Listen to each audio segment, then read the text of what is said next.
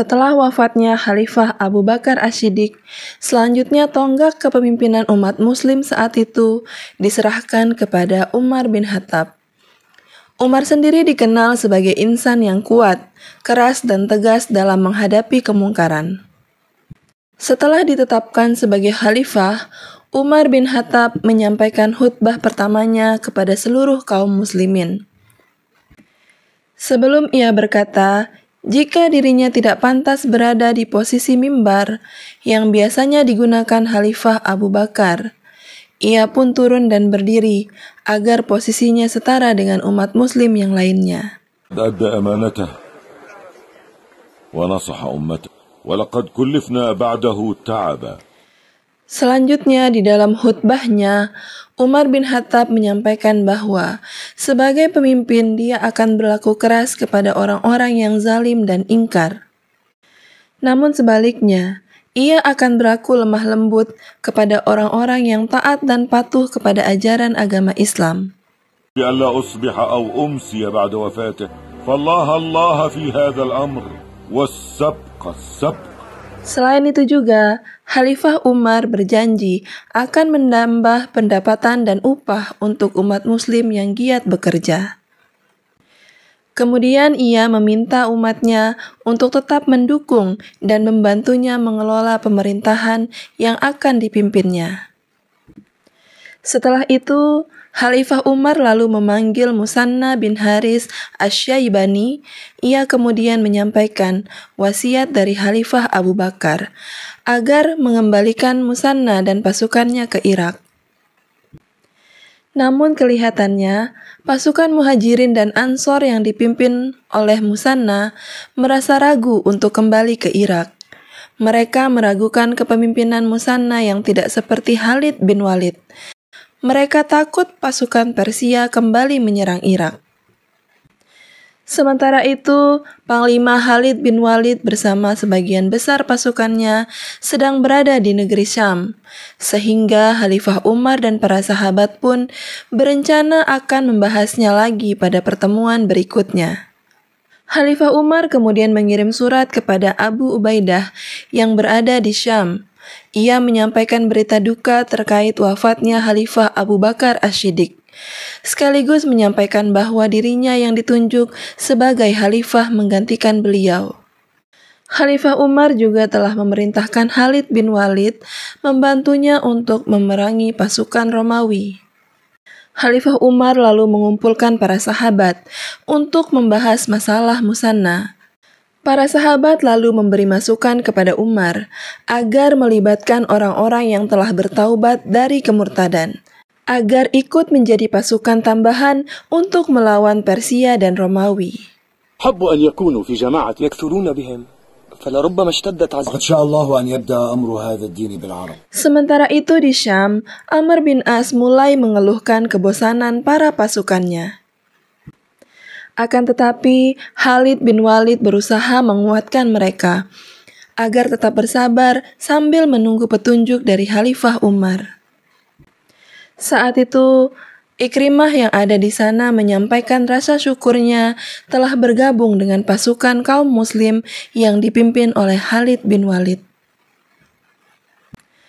Kembali ke Khalifah Umar, ia lalu memerintahkan Musanna untuk kembali ke Irak, sambil menunggu keputusan Abu Ubaidah yang akan mengirim utusan untuk membantunya di sana.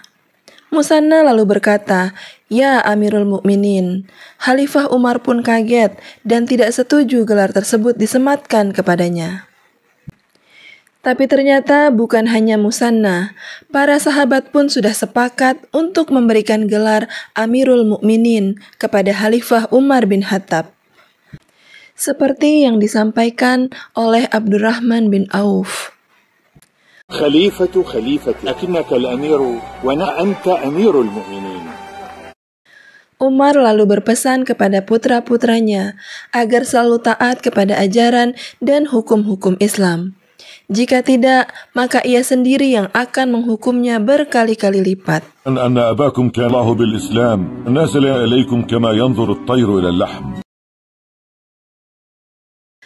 Beralih ke negeri Syam, Panglima Khalid lalu menyampaikan rencana dan strategi untuk menghadapi pasukan Romawi. Dia berencana akan menekan pasukan Romawi hingga terjebak ke arah lembah agar mempersempit pergerakan mereka. Ia juga berkata akan memberikan jalan kepada pasukan Romawi jika ingin melarikan diri, sehingga mereka terdesak di lembah dan dengan begitu akan sangat mudah untuk mengalahkan pasukan Romawi. وبختاروا هذا المنزل لجهلهم في الحرب فأرادوا أن يضيقوا عليهم المهرب وهذا نصف الهزيمة إن شاء الله. Singkat cerita, pada tahun ke-13 Hijriah, pecahlah perang antara kaum muslimin melawan pasukan Romawi.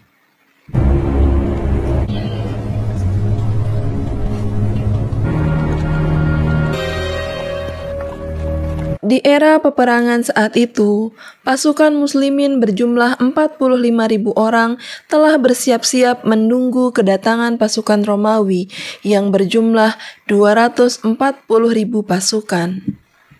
Perang yang melegenda ini akhirnya dikenal dengan Perang Yarmuk. Meski kalah jumlah, Panglima Khalid tetap menyemangati pasukan Muslim agar tidak gentar dengan jumlah pasukan Romawi yang sangat banyak itu, menyerukan agar pasukan Muslim selalu bersabar dan bertawakal kepada Allah Subhanahu wa Ta'ala.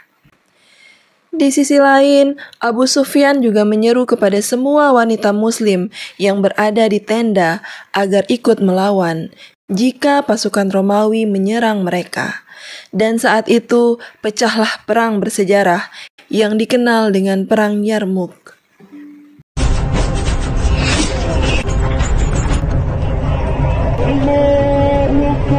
Pada awal peperangan, pasukan Muslim hampir saja mengalami kekalahan karena kewalahan menghadapi banyaknya pasukan Romawi.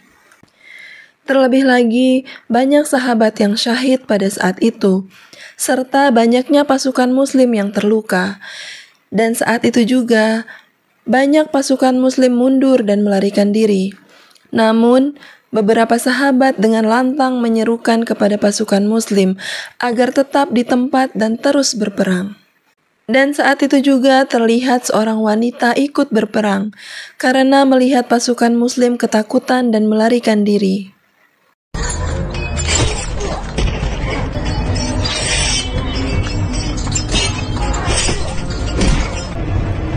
Di sisi lain, Khalifah Umar terus berdoa dan berzikir kepada Allah untuk kemenangan pasukan Muslim.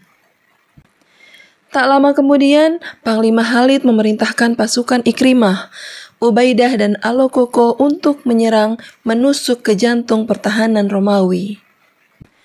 Khalid bin Walid sendiri menerobos masuk ke jantung pertahanan dan dengan gagah mengalahkan semua pasukan yang ada saat itu.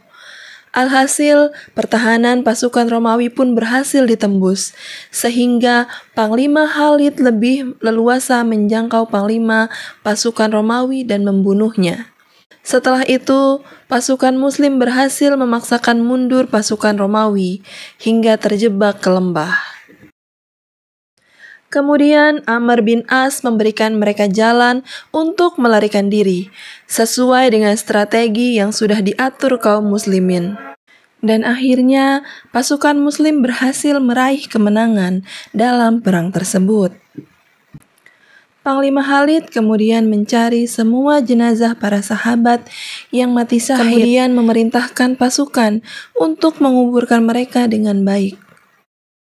Dari kisah Perang Yarmuk ini, kita sebagai umat Muslim tentunya bisa mengambil hikmah dari kejadian tersebut, yakni sebesar apapun tantangannya, kita harus selalu sabar dan berserah diri kepada Allah Subhanahu wa Ta'ala. Semoga kita semua termasuk orang-orang yang selalu sabar dan bertawakal kepada Allah Subhanahu wa Ta'ala. Amin, amin ya Rabbal Alamin.